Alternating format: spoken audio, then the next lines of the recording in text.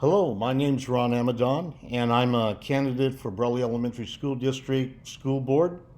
I This is my second video about myself.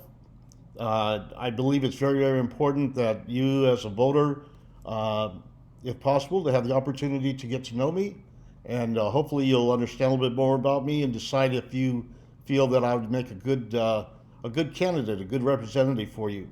My slogan on my signs, as you can probably tell, is character counts, and I feel it's very, very important because your character is like your personality.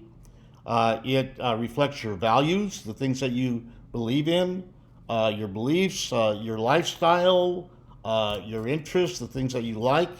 And so when we make decisions, I believe that they come from our character. And I'm hoping that you'll be able to tell that Ron Amidon, he has good character and he would do a good job as a representative for your school board. Uh, Today, I'm going to talk about my 30 years teaching in the Brawley Elementary School District, our school district. And my first video was on more or less my background, a little bit about my background. But anyway, I spent 30 years teaching here in our district. And I started off at Phil Swing, taught there for 19 years, 7 years as a sixth grade teacher, and 12 as a fifth grade teacher. And there were a lot of things that I had the opportunity to do and learn during that period of time. Uh, I, I, it gave me the opportunity to uh, to use a lot of my creativity in my teaching and in the things that I did with my students. Uh, I made an effort to go the extra mile by doing things that maybe others were not doing, but I felt that they would benefit the students. At the school, I did a lot of volunteering. I helped with our science fair. I was a coordinator there for a couple of years, and I even a couple of years I took some of our athletes to track meets, county track meets. Took first place both years. Nobody even asked me to do it. I thought, you know what? I think the kids would really enjoy that, and they did. They did a great job. So I'm always looking for ways to, let's say, get the most out of my students, and hopefully with others. Um,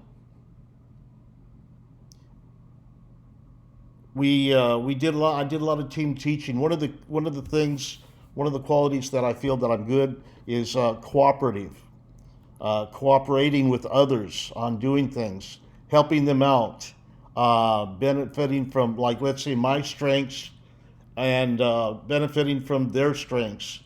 We use that a lot in our teaching style. So you know, I had opportunities, a lot of opportunities to act as a leader for our school site.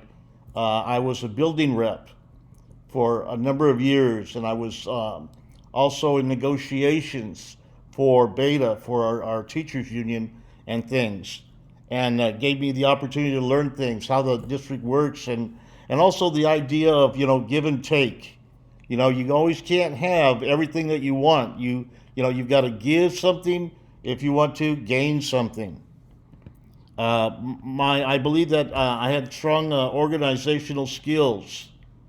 One of the things in particular that a lot of people found out was that Ron spends a lot of time. He comes in early, maybe 6:30 on a school day, and he will stay late, maybe as late as the custodians, 9 or 10 o'clock, when it was acceptable. And I did that because I felt that if I really wanted to give my students the quality and to be, especially to be prepared and not just walk in cold, I needed that extra time to prep.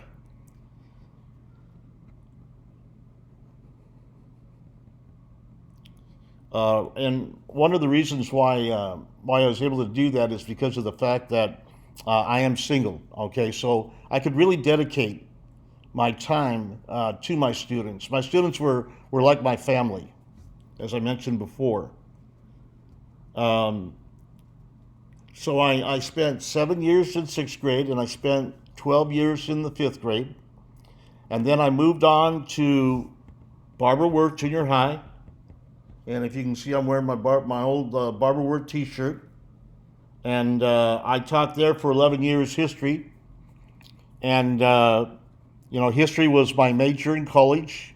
I always wanted to have the opportunity to teach history before I retired, and so I could really focus on that.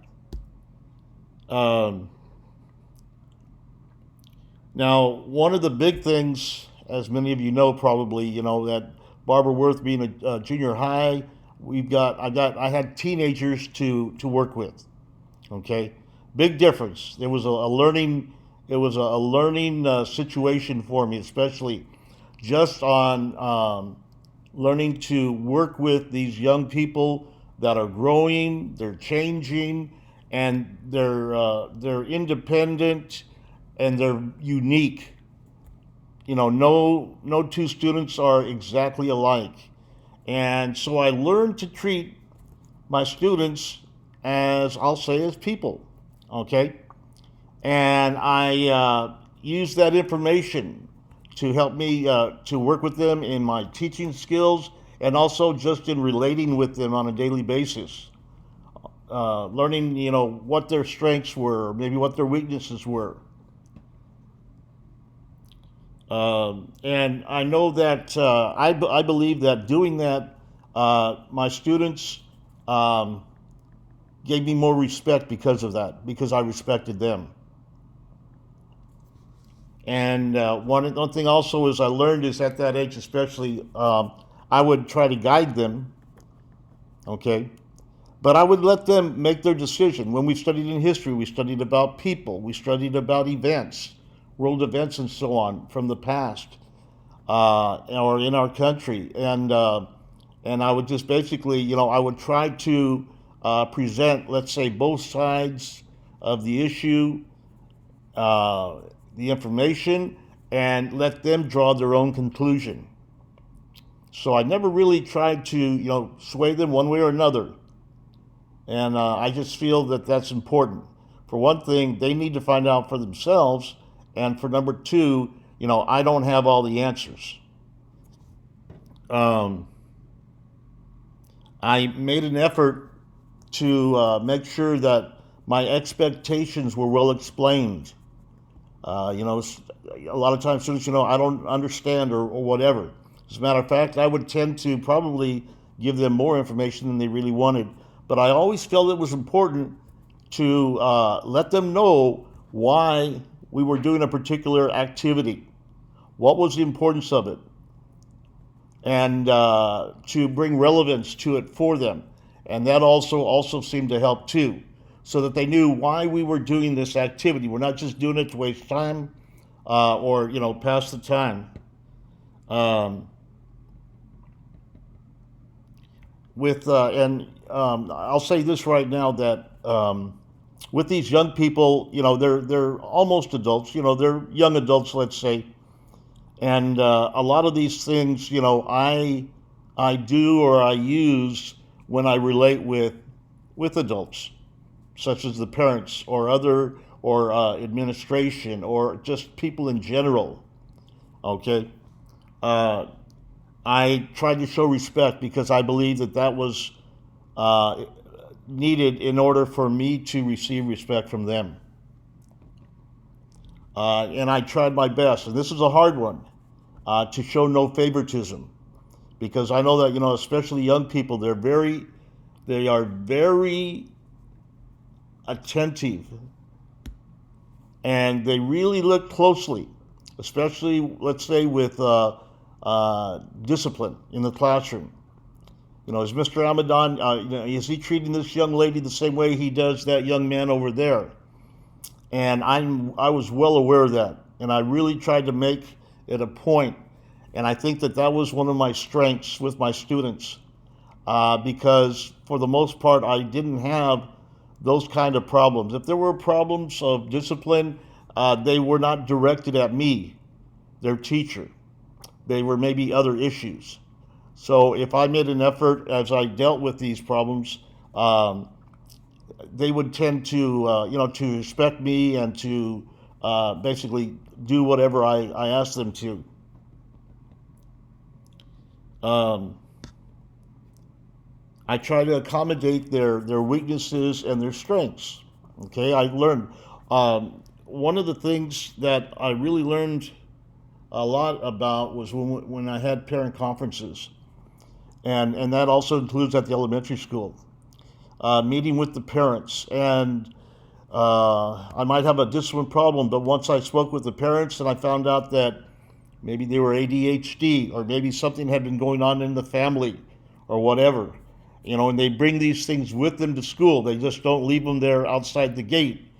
And so when I learned of these things, it really helped me to relate to that student and to accommodate whatever their needs were and to be more charitable, let's say. So I think, I'm pretty open minded and I'm a good listener. And, when there's issues at hand, I like the more information I can gather from it, I feel the better decision I'm going to make. And that was one of the things that I really enjoyed from my students, or let's say I emphasized with my students was to ask questions. You don't understand something, ask a question. You need to listen too, but I really tried to respect them if they did, and I could tell if they were being sincere or genuine with their questions, but to feel comfortable. And in other words, and also for me, I think that shows that Mr. Amidon has nothing to hide, and I really don't. I really don't. Even as a board member, I would not. In other words, our community has a right to know what's going on in the school district, and I'll deal with that with my last video. But I just thought I'd throw that in there. One other thing that I did a lot as in those 30 years of teaching is I did home visits, and this was something different for a lot of students. And even in the classroom, I'd get frustrated. Okay, and I say, well, okay, well, you just wait. I'm gonna, and I would even tell them sometimes, I'm gonna stop by your house tonight. And sometimes I would call their parents. I usually would, but sometimes I might not because I wanted to make sure that the student was home. Because for whatever reason, some of those young people, they got a good way of, taking off or whatever. But that was a good experience too, to be there at home. And also very humbling, very humbling. I remember I had a grandmother. She was working in the fields. And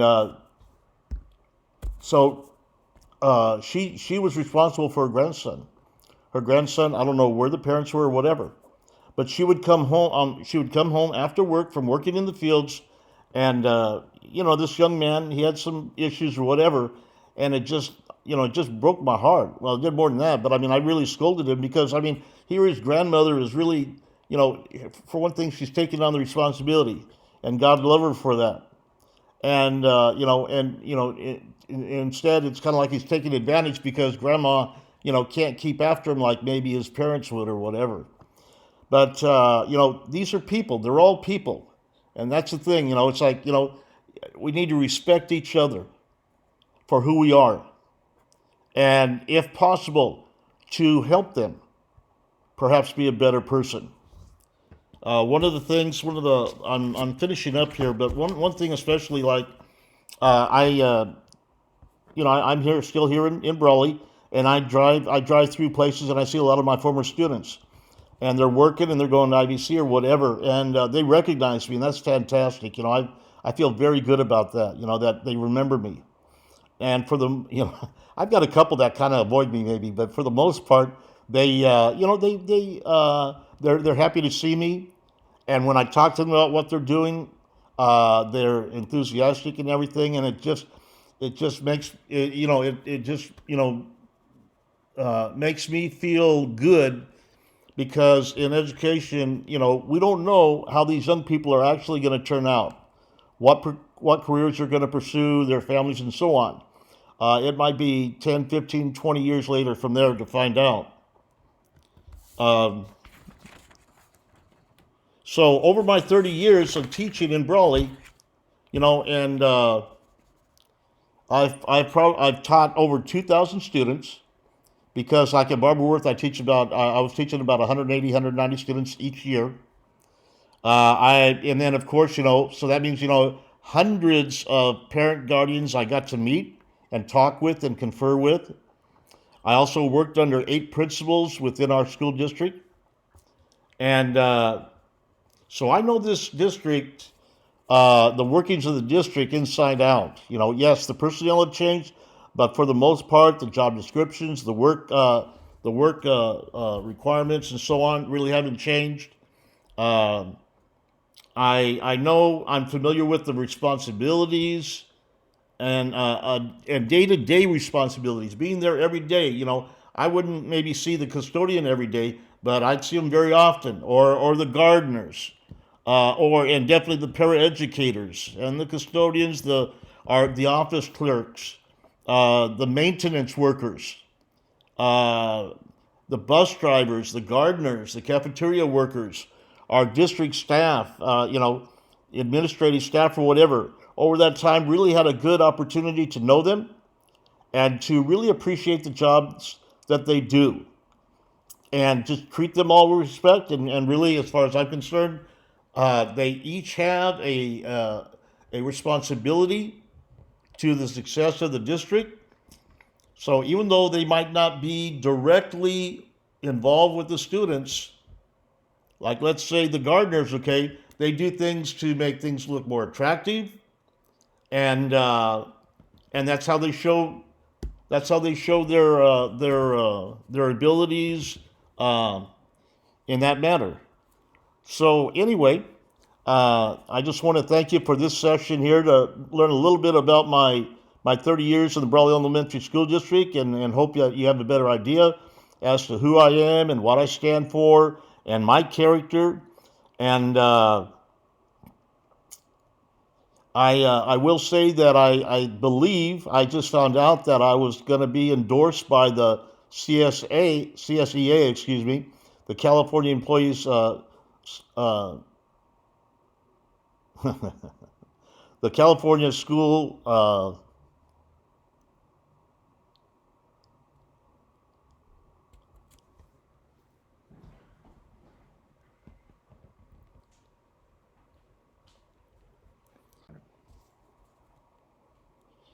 Okay, so the last thing I just wanted to mention was that the CSEA, for the Brawley Elementary School District, they asked for questionnaires and interviews, and I'm one of the candidates that's being uh, endorsed by the CSEA. So I want to thank them for that.